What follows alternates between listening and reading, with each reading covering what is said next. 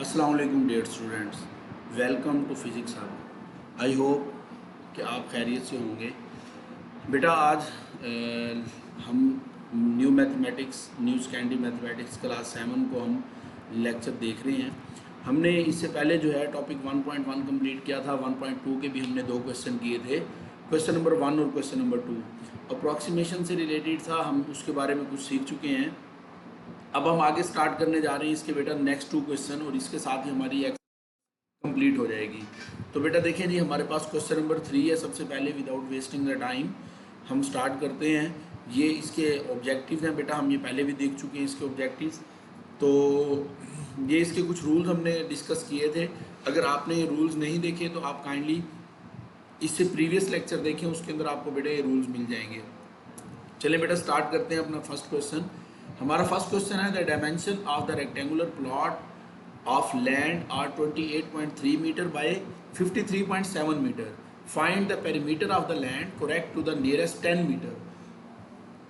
अब देखिए बेटा, इसके अंदर उसने क्या कहा है कि एक रेक्टेंगुलर प्लॉट है जिसका ना हमें डायमेंशन दी हुई है, मतलब लेंथ और ब्रीथ हमें दी हुई है। उसने बताया हुआ है कि उसका पेरीमीटर जो है लैंड का वो निकालें, ठीक है।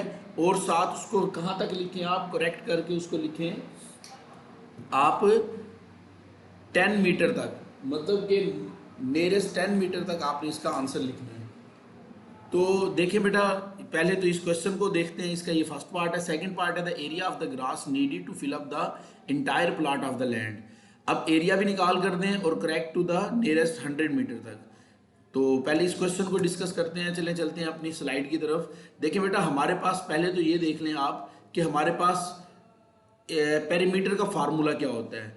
देखिए बेटा, पेरीमीटर का जो हमारे पास फार्मूला होता है वो हमारे पास होता है कि पेरीमीटर कहते हैं आउटर साइड बाउंड्री को, कि मतलब बाहर बाहर जो है उसकी बाउंड्री हमारे पास क्या है, इसे हम कहते हैं पेरीमीटर। अगर हमारे पास ये एक रेक्टेंगुलर ब्लॉक है तो हम अगर इसकी बाहर बाहर वाली बाउंड्री चेक कर लें तो ये हमारे पास पेरीमीटर कहलाती है। अब इसका तरीका ये होता है कि ये आपके पास लेंथ है, इसमें देखें ना 2 लेंथ आती हैं हमारे पास और 2 ही हमारे पास इसमें ब्रीथ आ रही होती हैं।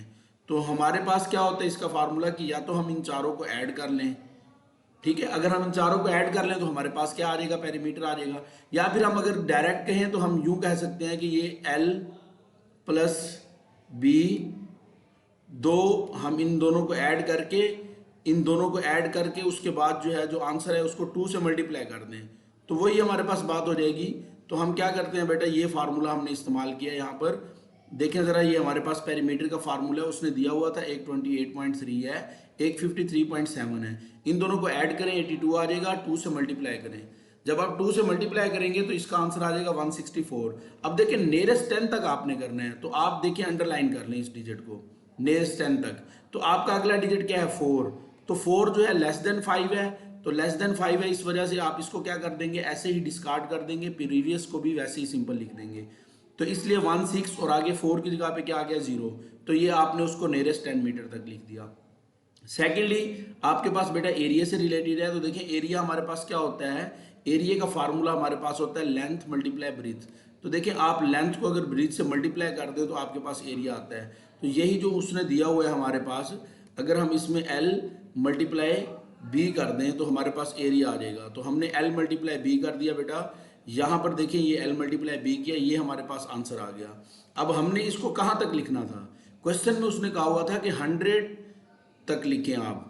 तो ये देखिए 1 टेंस और ये 100 हमारे, यहाँ से स्टार्ट करें 1 टेंस और ये 100 हमारे पास। तो 100 वाला कहाँ आ रहा है, 5 तक।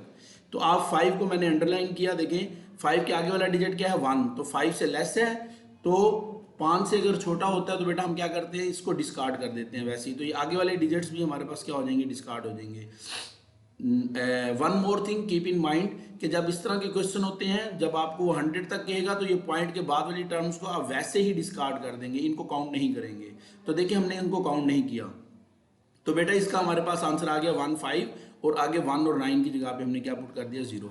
चलिए बेटा, ये था हमारा क्वेश्चन नंबर 3। अब जल्दी से हम देखते हैं क्वेश्चन नंबर 4।